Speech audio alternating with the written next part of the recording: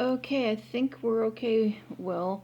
Go ahead, Will. AA6DD, K6YYL, and Will's gonna play me a tape of Jane, K6GMX, back in, I think Will said November 7th, 1979.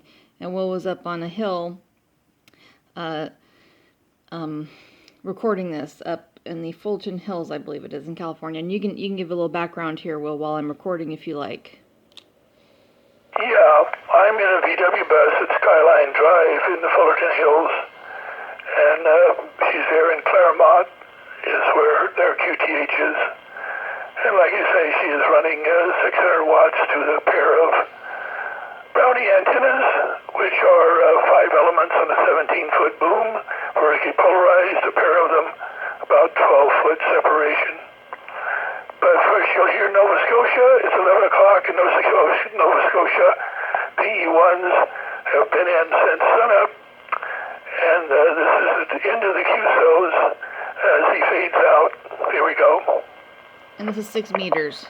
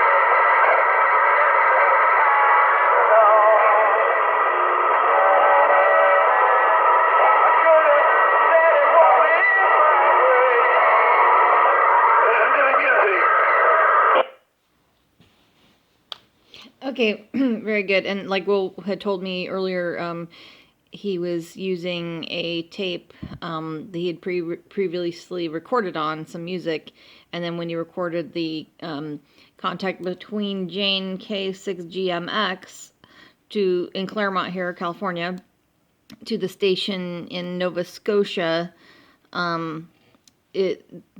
previous recording of the music stayed a little bit, but thankfully we have this recording. Thank you very much, Will. That was really neat.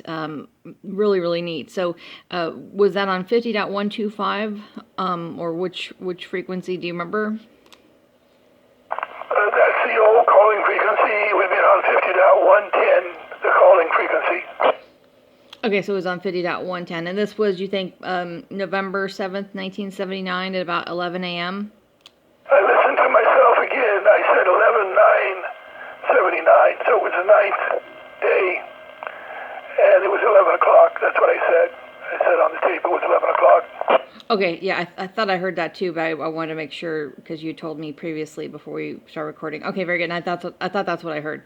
Okay, very good, the 9th of November 1979 at 11 in the morning. Wow, that's amazing. And you were sitting on the top of the hill in, you said, is it Fullerton Hills in California? Yeah, I'm in the Fullerton Hills. It's where I'm at.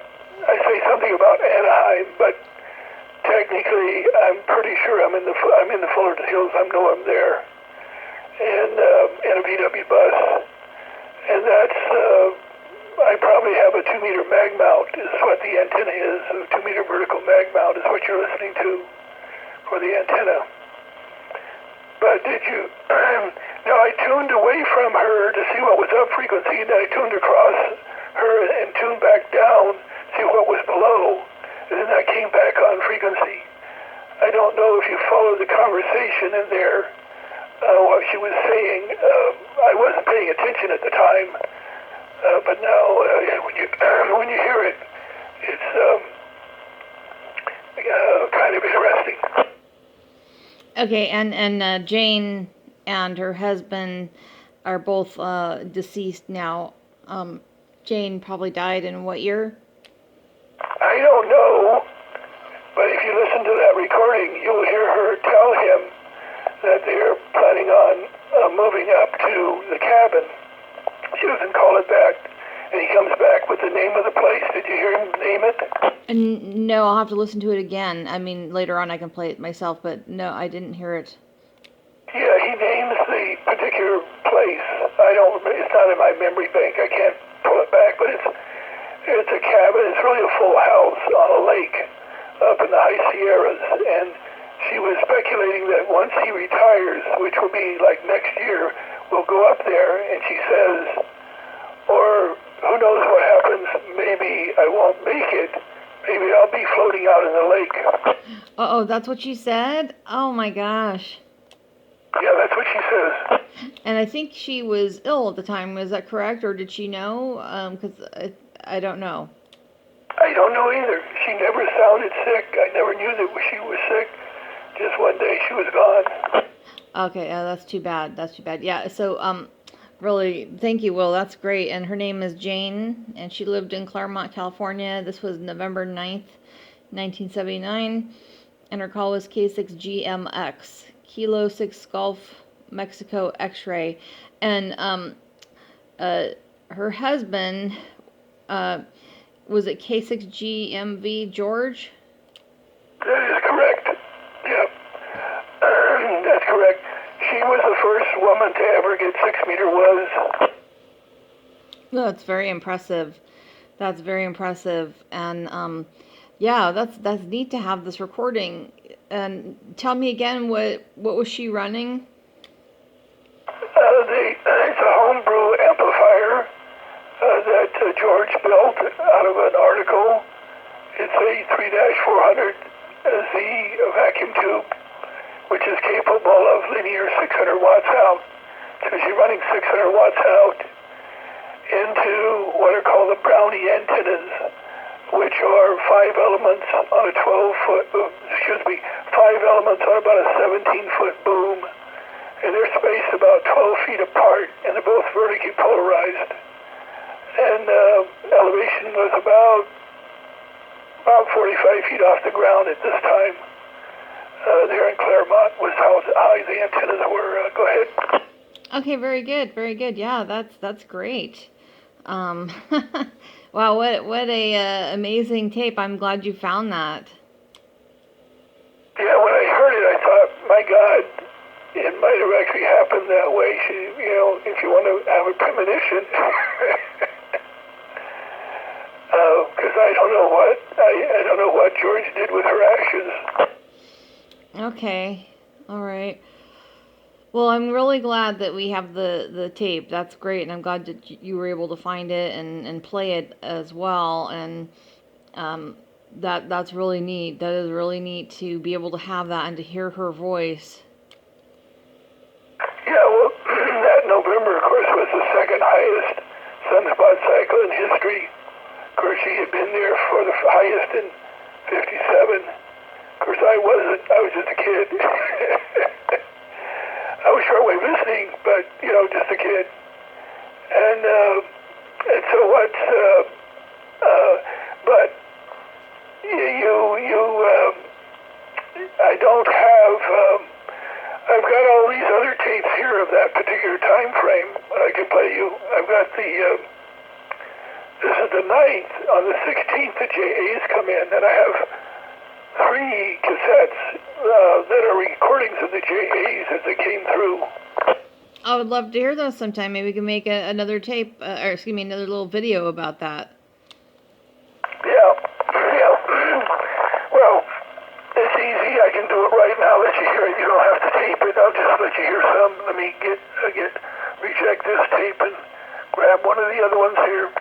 I'll just keep excuse me. I'll just keep recording. I'll just keep recording here. Okay, let me get one. I don't know which one. I haven't edited them, so I don't know which one's the best. This is the okay, which one is this?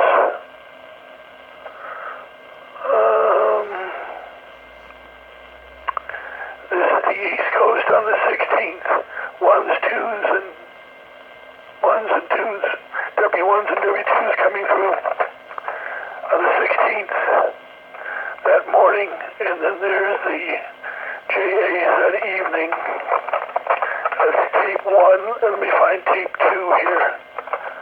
I think I should have tape 2.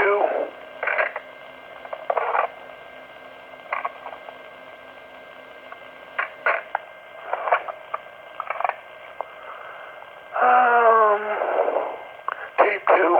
This is it. Okay. And this is also 1979. Yeah, this is November the 16th, 1979. That November is, November is always the highest MUF of any month of the year. And if it hits with the top of the cycle, then you just get this unbelievable situation. All right, this is on the Fullerton Hills again.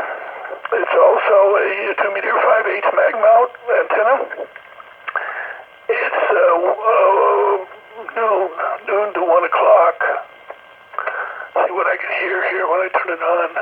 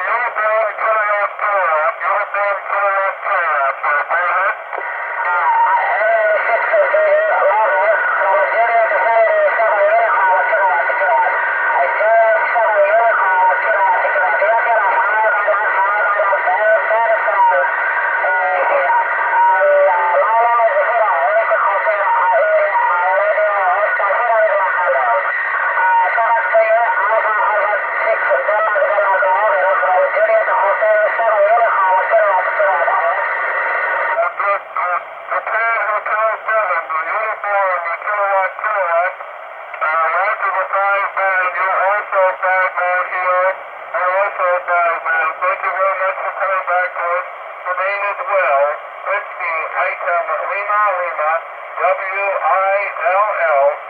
Thank you very much. We will QSL via the Bureau. Sayonara.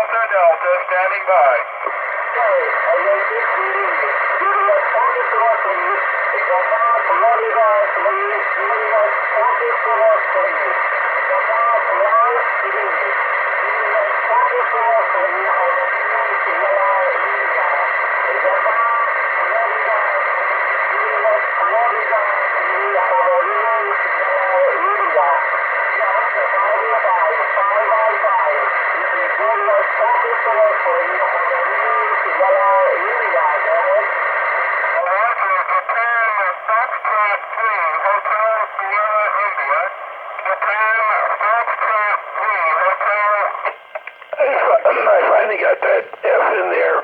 Go ahead, Kim. Oh, very good. Excuse me. I have a little bit of that cough still after all these months. Very good. Well, that's neat. That is so neat. I'm so glad to have this. And your voice is a little distorted on the tape, but mostly I can catch everything else.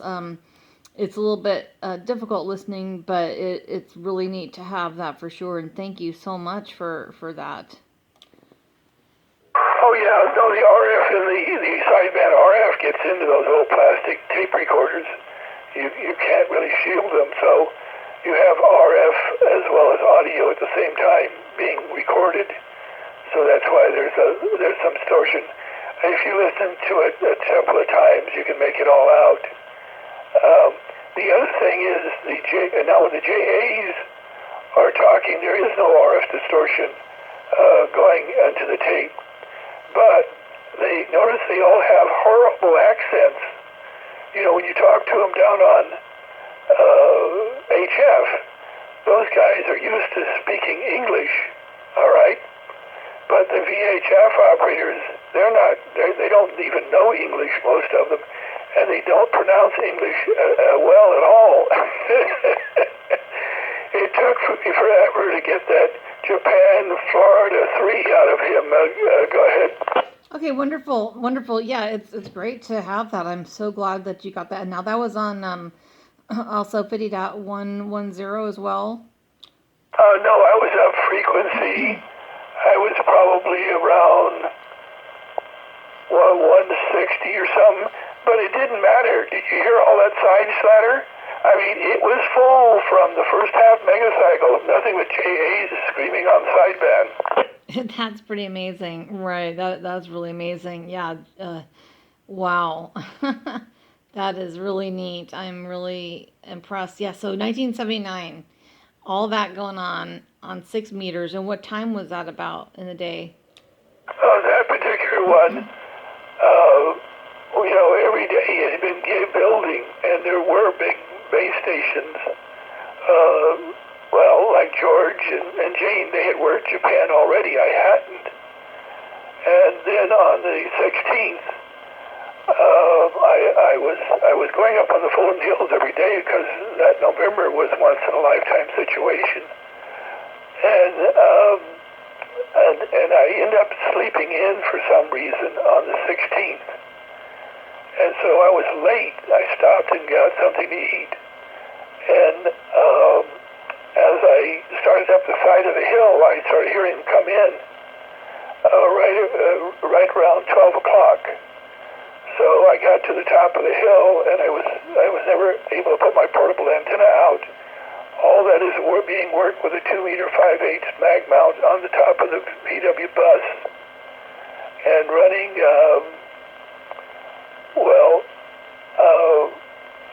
running a 100-watt amplifier and a Fox Tango 680 10-watt transceiver Yaesu. And so I just started working them and taping them. Like I say, I have 3 different tapes here, so I taped the entire, more than an hour. It went on for about an hour and a half. And I worked like every call area in Japan in that hour and a half from the mobile sitting there. AA60D K6YYL, that is amazing. That is amazing. I love that. Oh my goodness. Thank you so much for recording that. And how much power were you putting out again? 100 watts. There were times that I think I was putting out 100 watts. The reason I said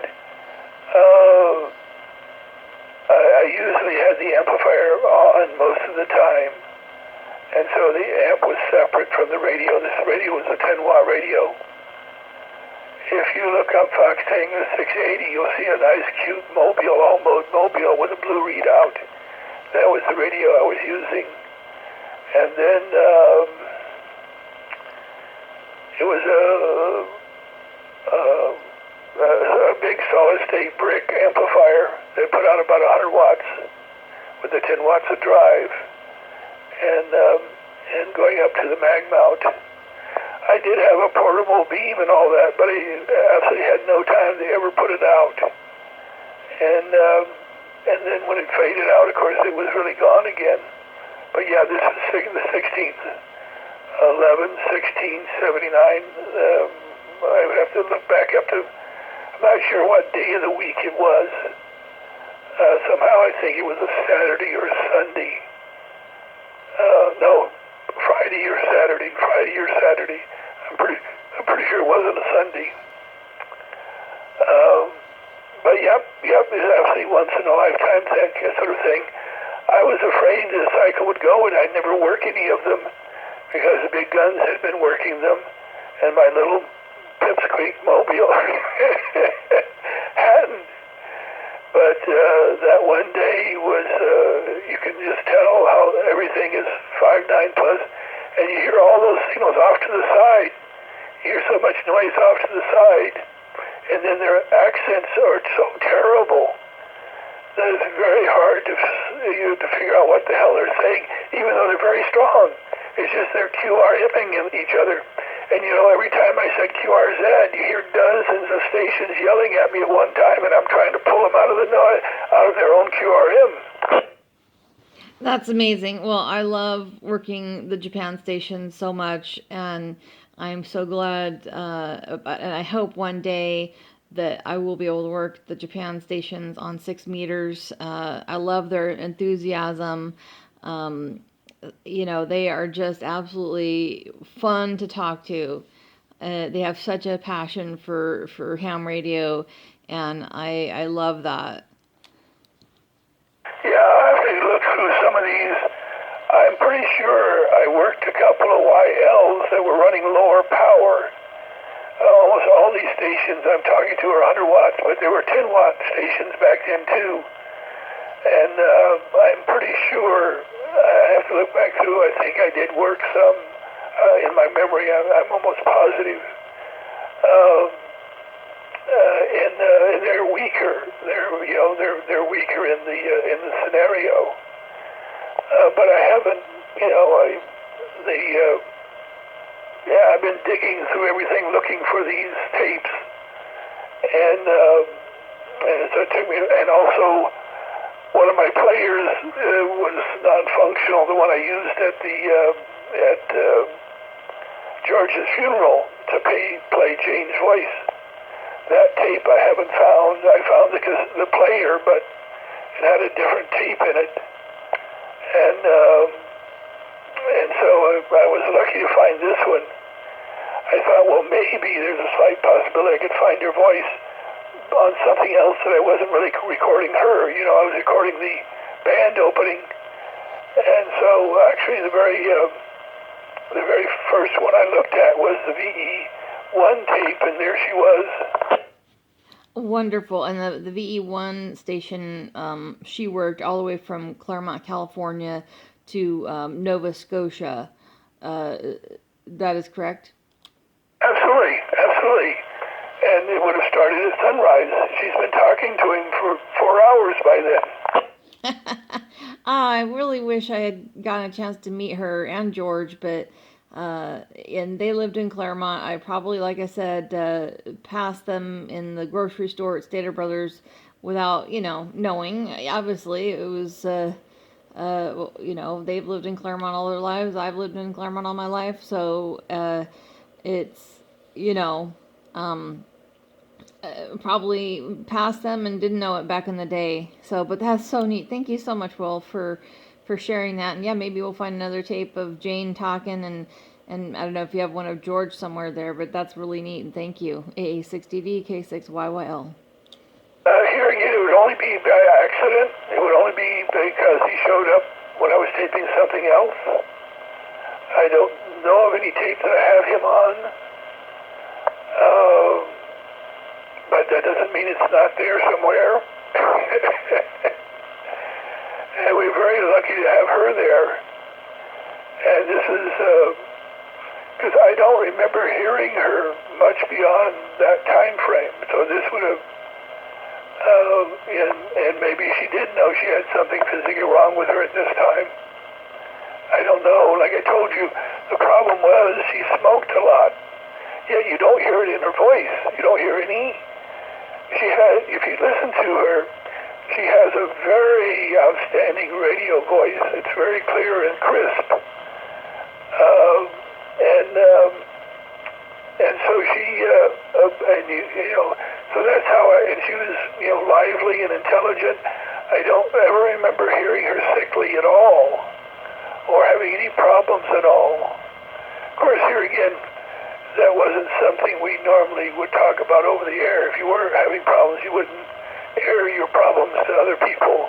That just was not kosher. Go ahead. Yeah, and you hear a lot of that on the radio now. So, but very good. Oh man, yeah, I'm sad that I didn't get to speak with her in person or over the air. But I'm glad that you got this tape. That's wonderful. Yeah, that's why you don't hear her give his call. Is she's not trying to break in. It's an ongoing QSO that she's been standing by and letting him work things and then talking about stuff. They've been talking for weeks by that time, and so and notice he doesn't have a Nova Scotia accent. He tells her that he was originally a W2. Oh, okay, okay, very good. I get that. AA60D K6YYL. Yeah, because Nova Scotia actually does have a very distinct accent when you hear it. And I probably have, well, I may have other tapes of that. And yeah, the only problem, I towards the end of that, I purposefully brought the music up. I went over to the other speaker and brought the music up as an ending. Okay, very good, very good. That's cute. Yeah, you hear me slam the door, and then I move the microphone over to the stereo, and there's more music coming out of one side than the other. Okay, neat. Well, that's good. Well, thank you, Will. Is there anything else you want to say before we close up this recording here? No, we'll let it go. That's sufficient for the time being. That should be exciting for people to listen to more than once to figure out what the hell am I listening to here and take some notes. Yeah, that's neat. In 1979, gosh. Oh my goodness. So, yeah, I would have been 10 years old at that time.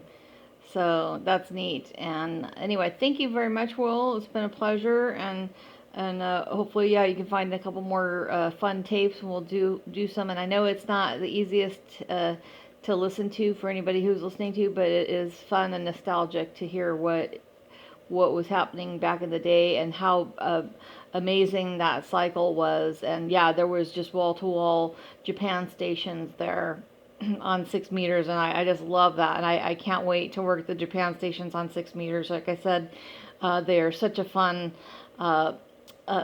They're so fun to work. Their enthusiasm is just amazing, and their dedication to the hobby is just wonderful. So I'm really glad about that. Okay, thank you so much, Will, and we'll talk to you right after we end this tape. AA60D K6YYL. All right. Well, remember, 2025 in November, they have a high probability of coming through. If the peak is actually that November of 2025, and if the solar cycle is above, say, a smooth number of 110 or better, it may very well happen. It still wouldn't be as good as this particular cycle, but and I couldn't guarantee a mobile could work it, but a nice base station with could definitely work them. Possibly in that year. So we just gotta keep it on until 2025. Okay, Kim, we'll let say 73 to everybody out there. All right, thank you very much again, Will. Yep, 2025. Good on that. Thank you, Will. AA60D K6YYL 73.